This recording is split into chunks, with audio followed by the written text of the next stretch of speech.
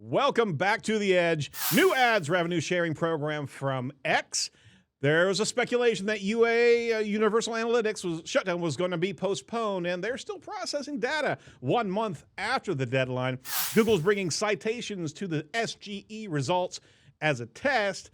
More updates from Google regarding AI content. You're listening to news from The Edge for the week of July 31st, 2023, here on Edge of the Web Radio.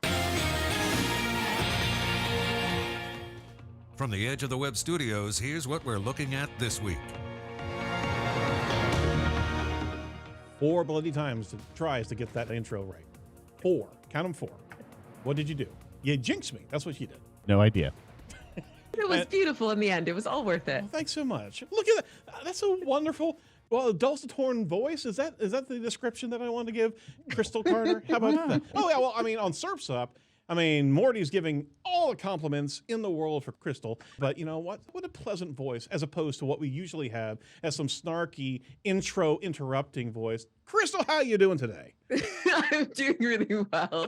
Thank you very much for having me. You're always a pleasure. More than welcome. More than welcome. Did you just recently change apartments? Your back screen looks amazingly similar. What's going on here? It looks... This is a classic, iconic screen background. If anybody would like to have access to the screen background, please just let me know. Shoot me a DM. We are sharing this. We are absolutely sharing this. We will be putting it on mordysringtone.com as soon as we get done with this show. Yes. If you want to download where Morty sits so you can actually change that to your Zoom background, we'll have that available tomorrow morning. Yep. Absolutely. So for everybody who's listening and not watching, Crystal is the head of SEO communications over at Wix. Thanks for joining us today. Thank you so much for having me. Always a pleasure. You're more than welcome. And Morty is absent right now as he's moving and going through the travails of moving his family to a new homestead. But oh my gosh, you actually have it on your screen. So she actually took a screenshot of Morty's old desk and chair, and she's sitting in it. That's a beautiful, beautiful thing. I mean, it's an ergonomic chair, it's got a nice view. I think so. I'm really enjoying it. But I just thought, it's such an iconic background. I've seen so many webinars and meetings and various different things, and it would be a shame not to commemorate this fantastic decor. Oh, however, there is a little bit of squeak in the chair. Oh no, that's just Morty. Never mind. Well, this is Edge of the Web Radio. I'm your host, Aaron Sparks, owner of Site Strategics. So we cover SEO and digital marketing news of the week, separate from our weekly interview series. We get more news to you as quickly as we possibly can. So check out everything over at edgeofthewebradio.com. That's edgeofthewebradio.com. This is the Site Strategics Digital Marketing News Desk. We're proud to have them as a title sponsor of the show. Very proud of our team here at Site. We're one of the top SEO companies in the Midwest. Consummate learners, and that's the reason for this show, is constantly learning what the heck's going on in the digital space. So if you're interested in what we can do for you, just go over to sitestrategics.com. We'll talk a little bit more about what we do for our clients here a little bit later in the show. But coming back around to Crystal, great to be able to have her on the show. She's been here a couple times, so she knows the ropes. What's going on in Crystal's world right now, Crystal? Well, I am actually joining you just after Wix has launched our new product called Wix Studio.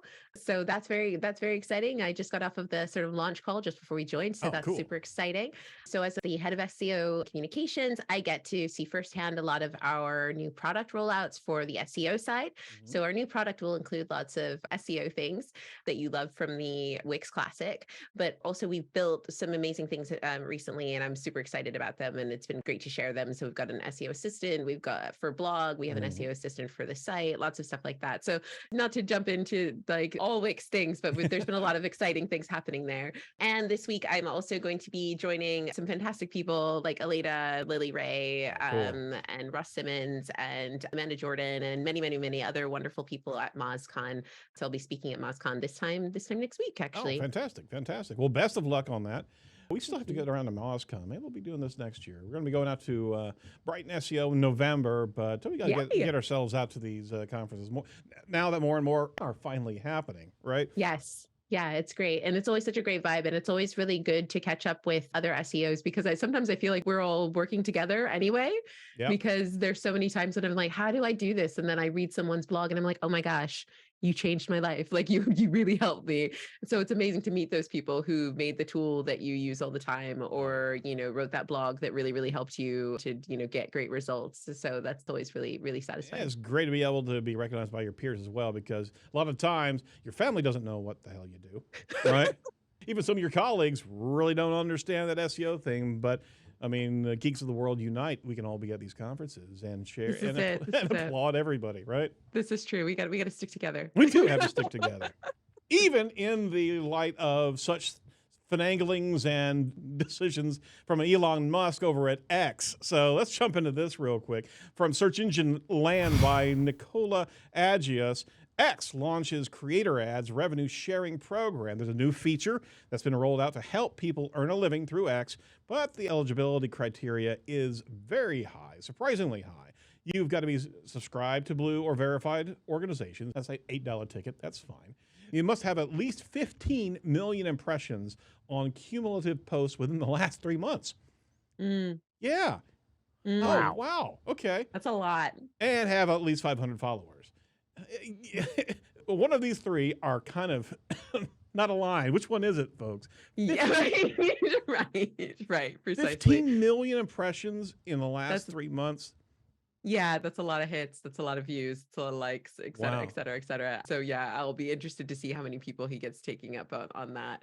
I think that the platform's been all over the place. So it's that they keep changing things around is not a surprise to me. No. But I mean, for the earner, the audience they're trying to attract, I keep on saying he, but it pretty much is just he, right? Trying to attract people to the degree that you actually have to have 50 million. I mean, that's such a small amount of the potential creators that are going to even capitalize on this. I think it's probably just him and a couple other Kardashians that can probably gin up that here in a couple of posts or tweets, right?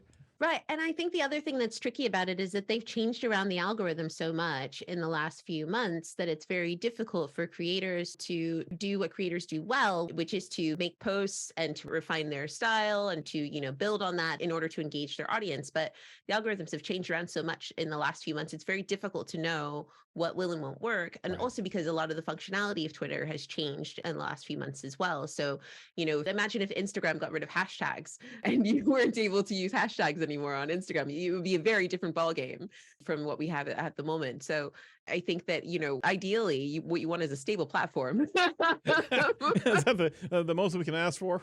Please stop. I think that's what we want. And then you'll be able to get creators to contribute and to get some of these numbers. I think that would be It was possible. not a coincidence that when Threads got lit up, it was the fastest growing platform. Everybody was just trying to find some sort of stability over there. Now, we know that's not the best environment yet. They're trying to build onto it. But if that's not a signal of user disapproval, I don't know what is.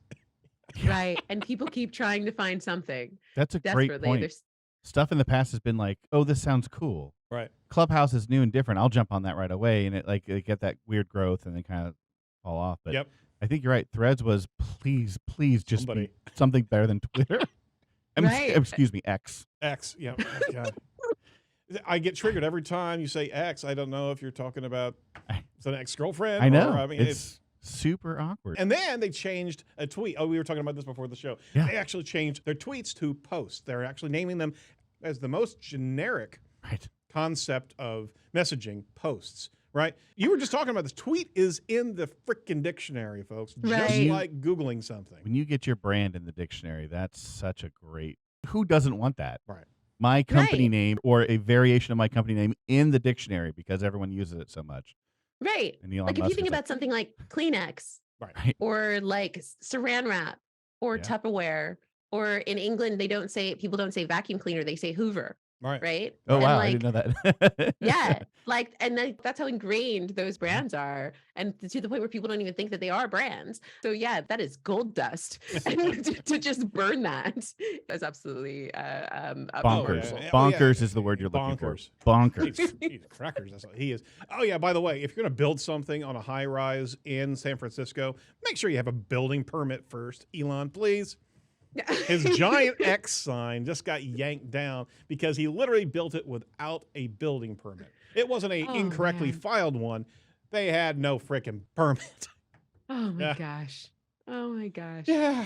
Well, so But if you get 15 million views, they'll give you some money. There you go. That's cool.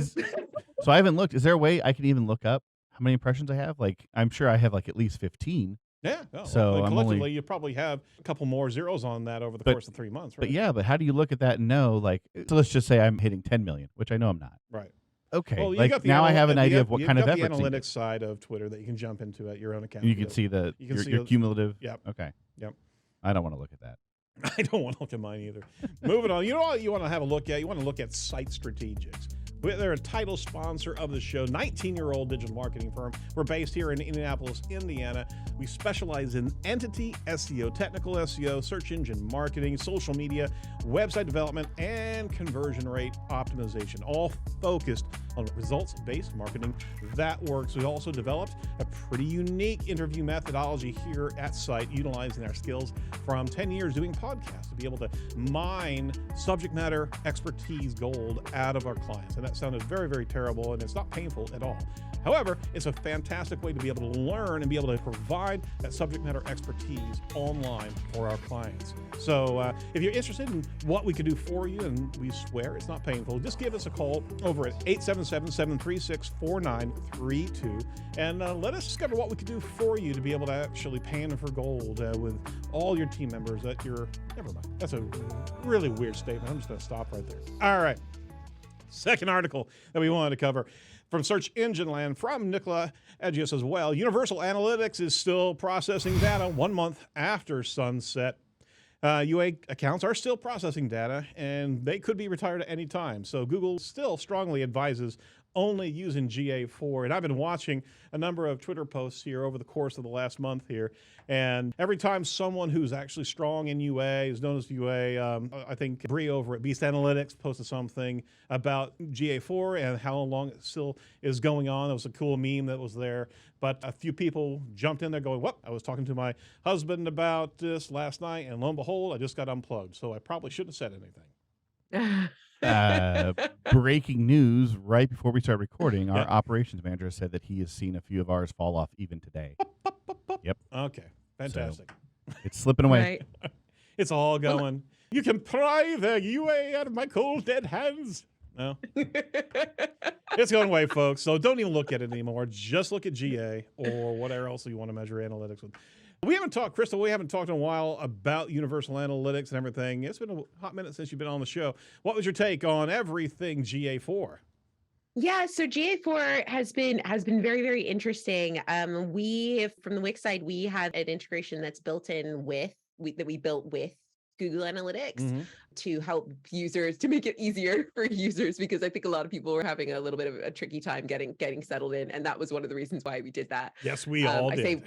Right. I say we as if I did any of the coding, and I did not. But I think so. It's been really important for that. We also had like a lot of webinars and a lot of discussions with users around it, and loads of people like just didn't even know where to start. I think one of the things that's tricky is that it's so like build your own dashboard. It's so like, oh, build all of the different data points that you need. And a lot of people don't know what data they need sometimes. And I'm like this. Sometimes I like to browse. I just like to sort of look around and see if I see any spikes, right? See if I see any changes, see if I see anything unusual, to see where the variations are. Because sometimes when you're doing data recon, like you don't always know what you're looking for. You're just sort of looking. So the act of having to build all of that is really tricky. I think this is a time when I think a lot of third-party data sources are going to get a good look in.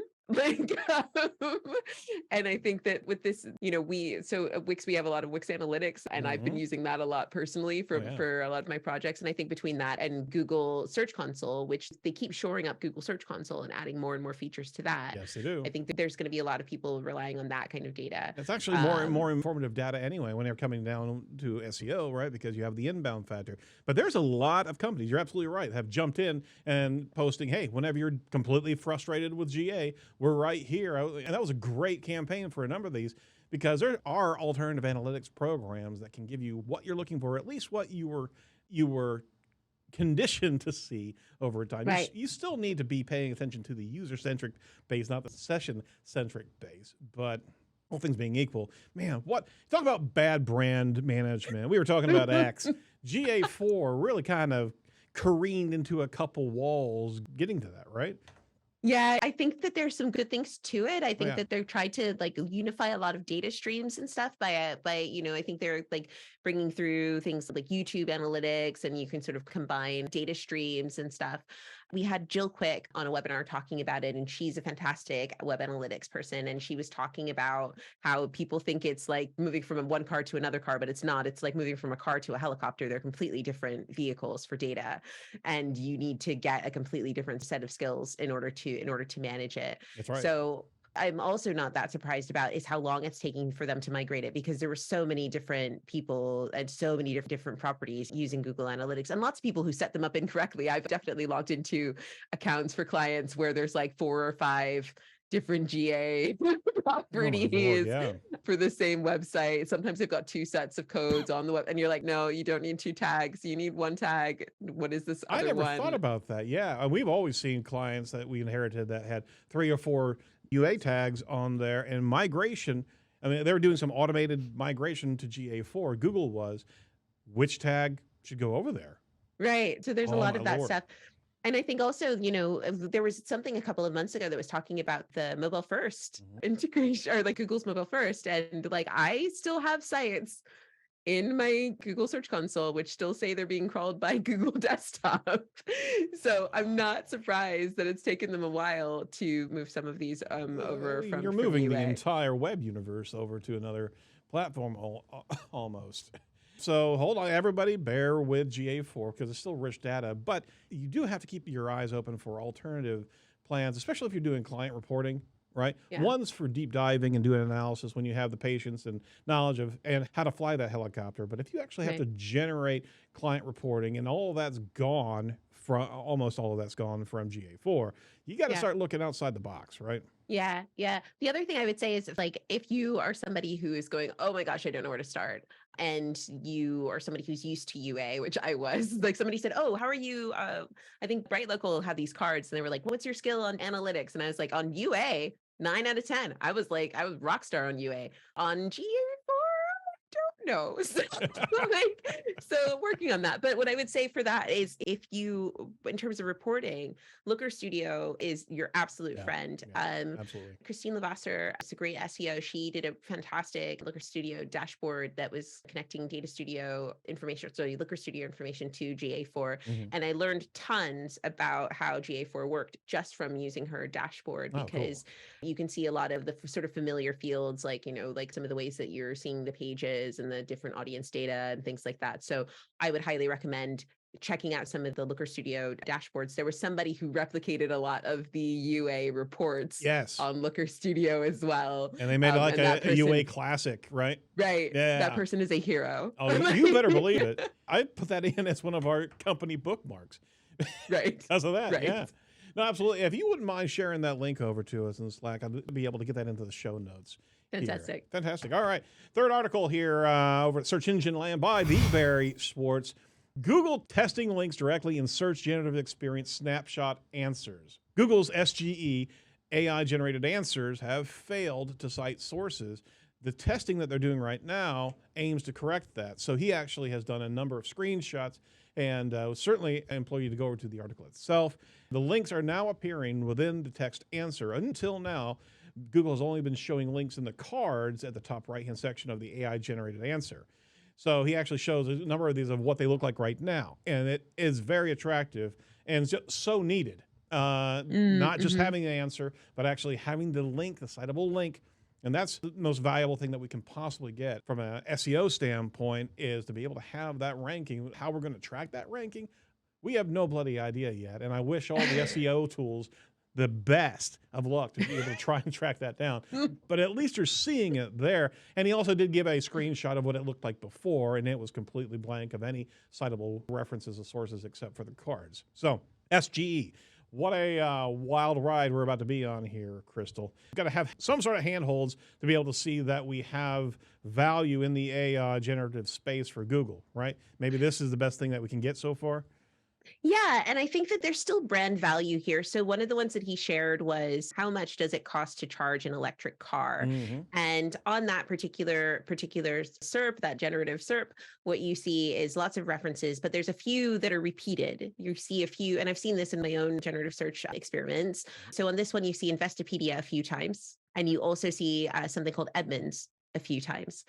So I think Edmunds is there 1, 2, 3 times, and I can see Investopedia twice at least. And then they're showing it on the side. Oh no, Edmunds is there 4 times.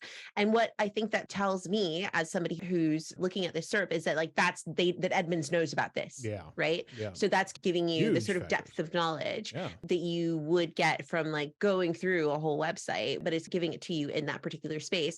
I had a similar experience where, and I think I've discussed this on SERP's app, but a similar experience where I was using Bing's chat and trying to figure out how to save my dying plant. And what I found from that was that there was one website that just kept coming up and over and over and over again, answering my questions. And so at that point you think, well, why am I messing around with this chat thing? I'm just going to go to that website. I bet they've got a lot of good stuff, even maybe questions I've not even thought about to cover this topic. They're clearly topic experts. So I think that we as SEOs have kind of been like, oh no, like the sky is falling. It's completely different. It's completely new. But the generative search results are coming from the search results. So if you are ranking and if you have good content and if your content is indexable and crawlable and all of that sort of stuff, then you are likely to show up there. And if you have good content that works well, then the people at the other end of the search are still going to be able to see that you are adding value. So overall, I think that this is a good thing. And I think that for brands who have rich content and good topic authority, I think they'll do well in this space. Absolutely. Yeah, you make a really good point of how many points Edmunds was referenced there. That's a very strong representation of authority there. Still, it's a slippery slope with all of the kind of choose your own adventure SGE that's starting to fire here.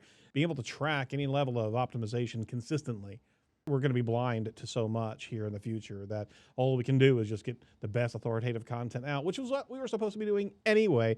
But at least we had some sort of echo chamber that it was, or sounding board that we are getting it correct, right? From what I can tell, and from one of the experiments that I've seen, so I think Cyrus Shepard's search shared something about the fact that like the generative search doesn't show for a lot of queries. But the other thing is like what I generally see is that the generative search results actually aren't that different from featured snippet results. And featured snippets have been powered by AI the entire time. And people also ask has also been powered by AI the entire time.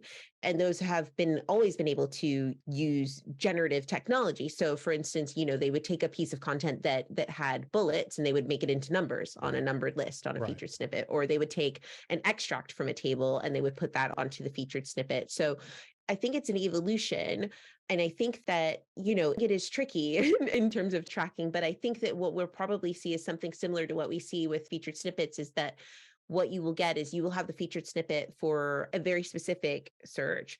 And then you'll also have the featured snippet for a lot of fuzzy matches for that particular search, because Google's not going to want to generate a bespoke, like custom bespoke every single time generative search for every single thing. Because if you just think about the server load on that, that's going to be a lot. So I imagine that there's going to be a lot of sort of clustering in the same way that we have now with featured snippets. Absolutely. Absolutely. That's a good take. I appreciate that deep dive there. That's a whole nother conversation. We've done a number of different shows on SGE, and we're going to be doing a lot more as time comes by. But yeah, at least you're seeing not only the evolution, but they're listening to citable sources. Yeah. They're listening to what we are asking for in the SERP itself and what the consumers are looking for as well. All right.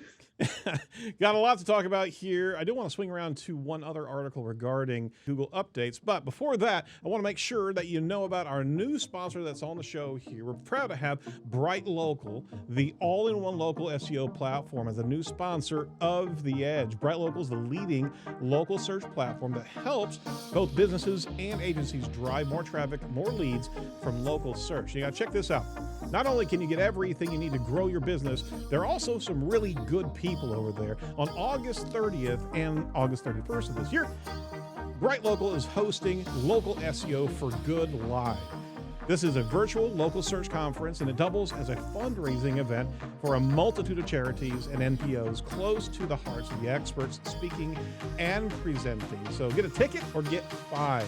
And here's some more generosity from BrightLocal. Listeners, you can level up your local SEO with a 14-day free trial today and grab a special Edge of the Web offer of $75 in local citation building credits when you take up the subscription. Simply quote Edge, go over to edgeofthewebradio.com/BrightLocal today to sign up. Thanks for joining us, BrightLocal. All right, kicking over to one last article here, and I don't know if you have it on deck, Jacob, but Crystal gave this to me a little bit earlier today. I wanted to cover it here. Google updates product rating policies on automated AI content. This is from Christy Haynes over at Search Engine Journal. Now check this out. Automated AI-generated content in reviews should be labeled as spam, according to Google in an updated product ratings policy. Google has actually updated its policy, introducing guidelines for AI-generated content in reviews. Enforcement of the new policy involves a combination of automated and human evaluations using machine learning algorithms and specially trained experts. They're the AI cops. There we go.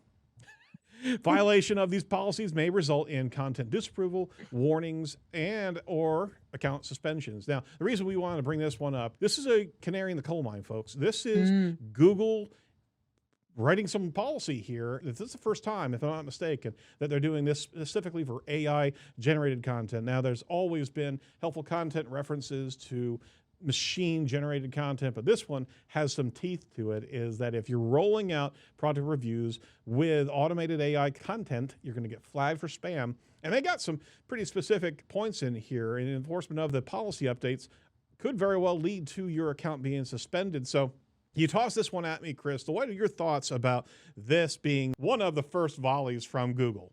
Yeah, I think this is fascinating because Google has been so hot on reviews in the last couple of years. You have the product review updates after product review updates, and then they just called it the reviews update overall. Yeah. And Lily Ray's been speculating for ages that the product review updates were not just about product reviews. So she does these fantastic deep dives following Google updates, and she's like looking at the fluctuations that you're seeing across the product review updates. And I've seen this across clients as well, where they were affected by the product review update and they don't sell products. Like it was like it's like a website that doesn't have any product reviews on it necessarily, but yet it was affected by the product reviews update. So I think it's very interesting that they're doubling down on pushing for very high quality review content. And they want review content that comes from people who have reviewed something, because a robot can't review a bicycle because they don't ride bicycles in the same way. However, I'm sure there will be in the near future. Robot riding bicycles? Absolutely. Boston Dynamics is definitely working on that. I was just going to say Boston Dynamics has something, or like Black Mirror or something. I don't know. Let's not get down that road. But I want to know what, a baker, a human baker thinks of the bread maker. I don't necessarily need to know what ChatGPT thinks of the bread maker. They can't really give me an honest review of a bread maker. So I think it's very interesting that they've put this, and they've invested a lot in making sure that there are technical SEO optimizations that you can do around reviews, lots of schema markup, lots of rich results, lots of things like that. And they clearly got algorithms that are dedicated to this. So I think they want to keep the stream clean here, and they want to make sure that they're actually getting decent reviews. Also because it's something that could easily be manipulated by nefarious actors. So yeah, but I mean the whole product review updates. I mean, this was their paddock for the longest time, training their AI sensing models on niche specifics in different industries as it applies to product reviews. And now this is the first volley coming out of that. So there's these parallel lanes here. Is that HCU, product reviews came first. It got 6 different iterations of the algorithm. Now HCU's in place. Product reviews stopped being product reviews, started to get into more service reviews.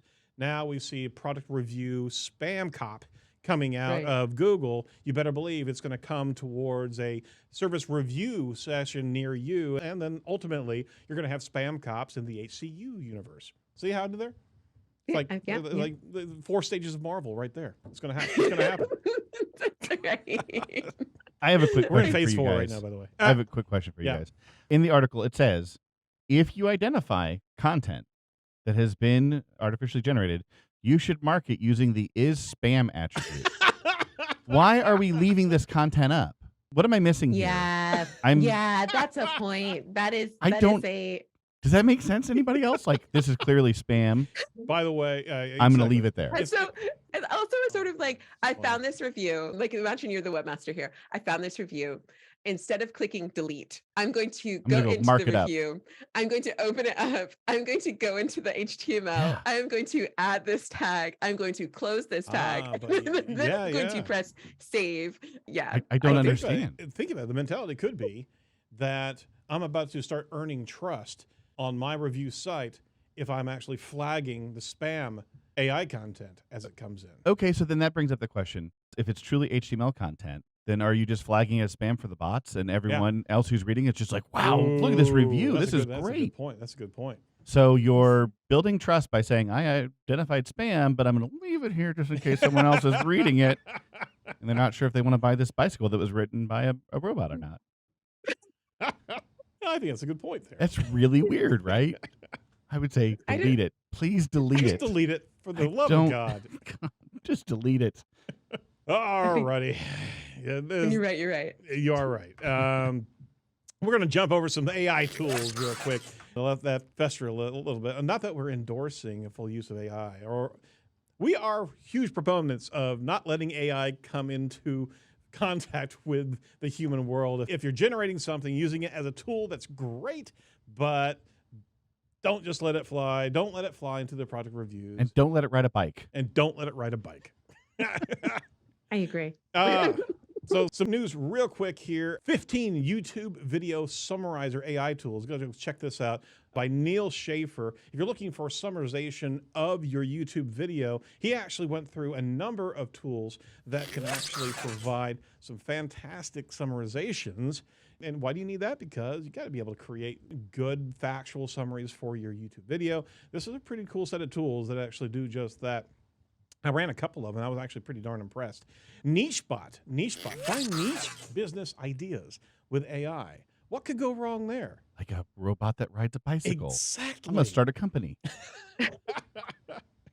What was it you were telling me about an AI conversation where the AI actually contacted the mom of the individual and actually asked for $5,000? It's a guy on TikTok that claims that he put ChatGPT into God mode, giving it access to all of his stuff. There you go. And he said, will you please text my mom so that I look like a good son? So this bot is chatting with his mom. And he's like going back reading these chats later on, like, my God, this bot and my mom talked for hours yesterday. And at some point, he also, on a different thing, said, let's start a business. And so this bot went and asked the mom to invest in the business, and she said yes. We are doomed for Skynet because we're freaking idiots. That's the takeaway there. Yep. All right. Any thoughts there? Now, would you sick a bot on your mom, Crystal? I mean, come on.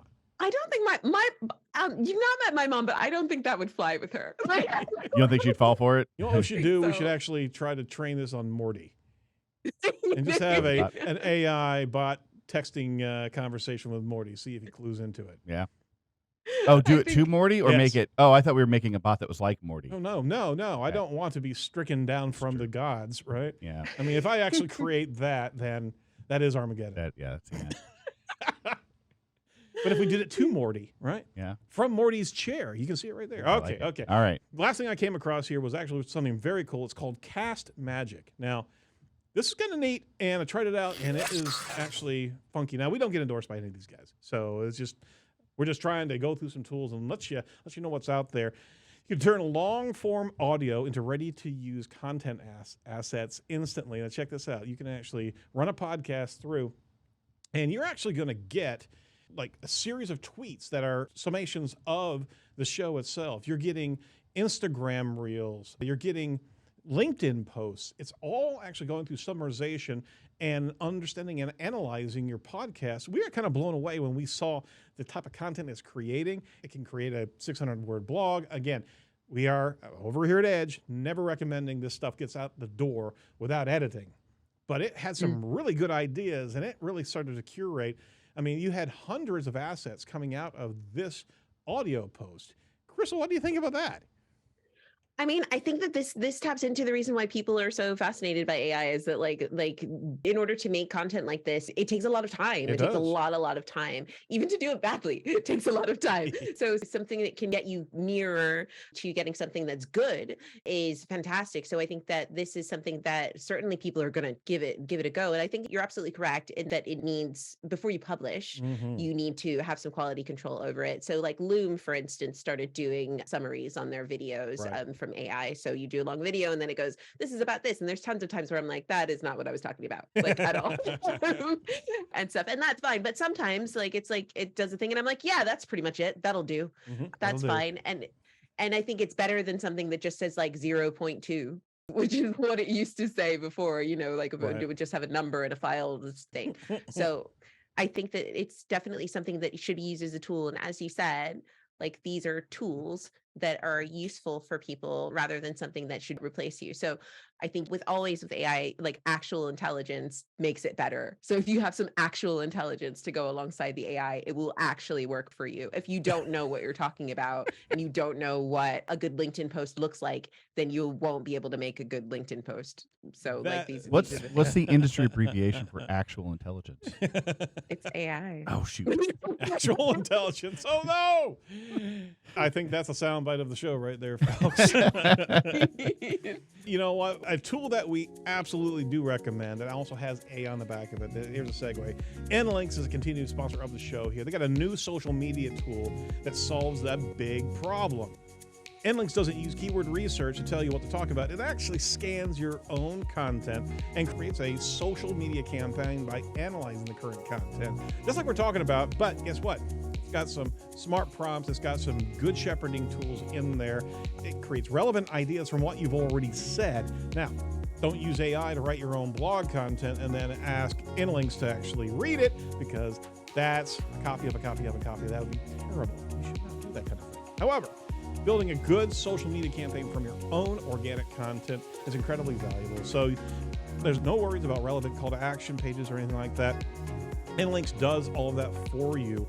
If you're an agency, you can actually provide some quick, relevant, actionable, and exceptional social media schedules for your clients based on the current website content that it has. So go over to edgeofthewebradio.com/InLinks today to jump in there and get your free InLinks account and start creating those social plans. Remember, it must be guided by actual intelligence. Okay, hey, we got a long show today here. Really do appreciate your time. A couple quick posts over from Barry Blast.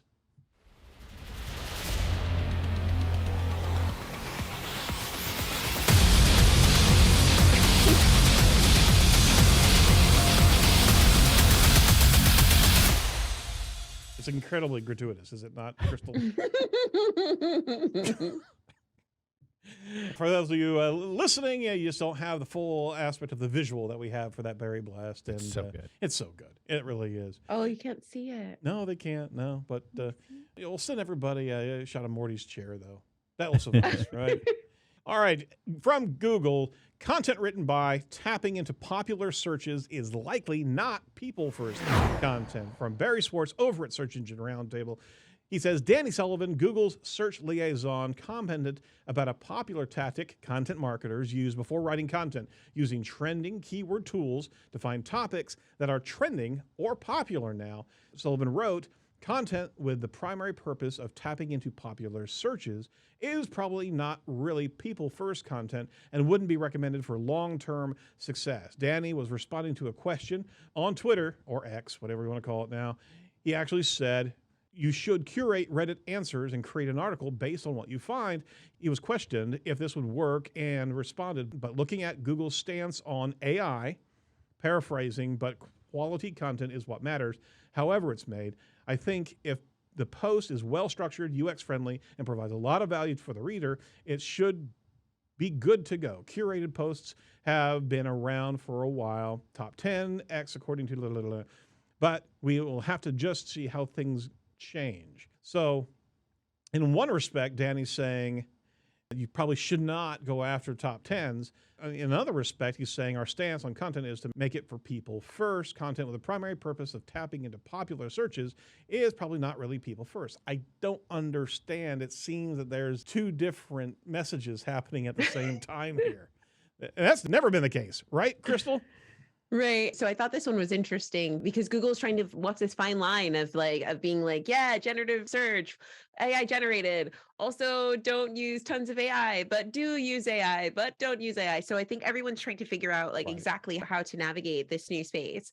And I think that the example that he gave was people, doing a roundup post of things from Reddit, for instance, which maybe or may not be useful to people. I've definitely been in a situation where, for instance, there's some social media things where their search function isn't always great. So for instance, on TikTok, for instance, it might be who are TikTokers that I should follow? And there might be a web page that's about good TikTokers to follow. So it saves you trawling around and trying to train your algorithm to send them to you. Right. And so that can be useful. At the same time, there's definitely web pages that can be a bit clickbaity and then that are clearly just designed to get sort of cheap traffic, as in traffic that they don't actually want to give value to. So I think that's what Danny's touching on there. I think that's really interesting because Google's trying to give us lots of guidance about how to navigate this new content space. So between the sort of the AI posts, it's do not use bots for reviews and do use human first content and all of that sort of stuff. Again, I think they're asking us to use our brains and actually try to connect with people. Or at least use the is spam tag in your aggregated post, right? If you're doing a review. Can I just have that for life? Yeah. I just go around just putting is spam on a t-shirt. That's got to happen.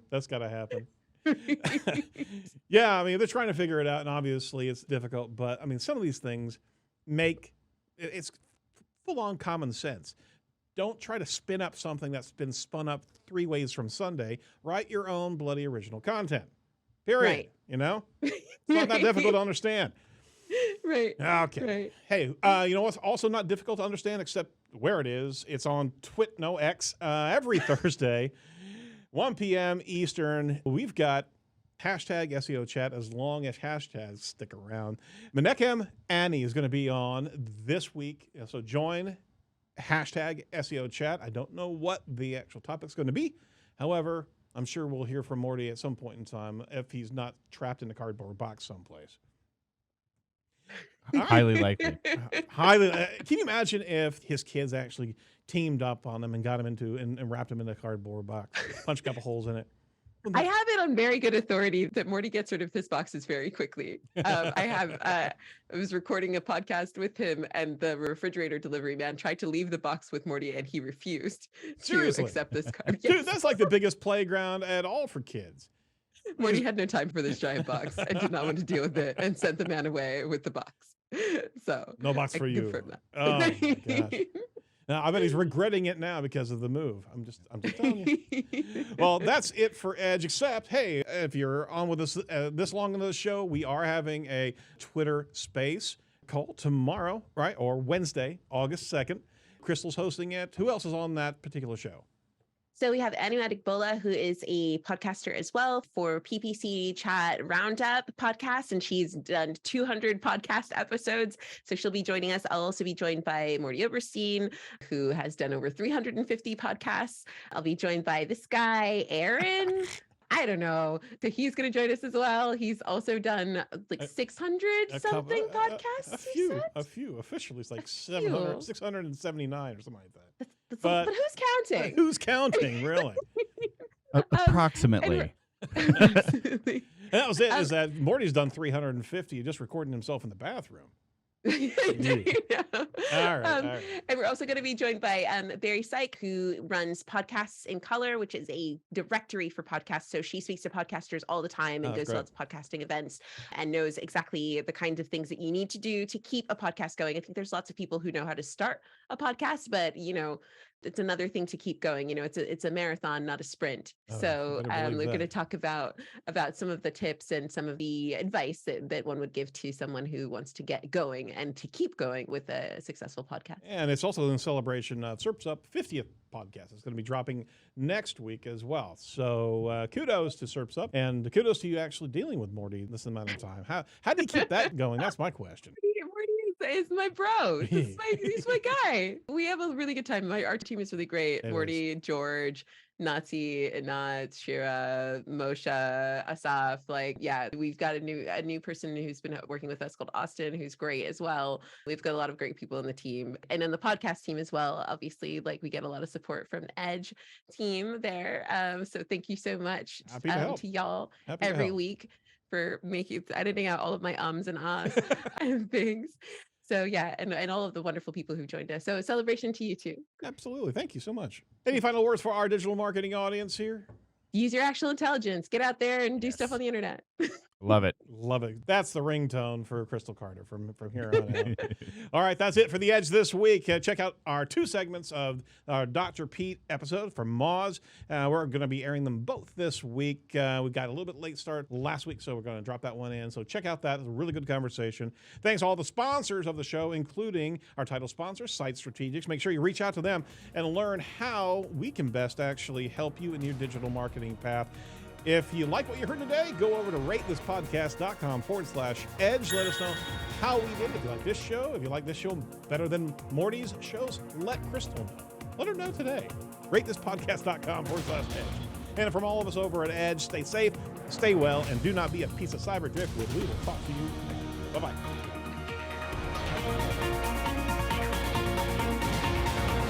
Morty's in a box.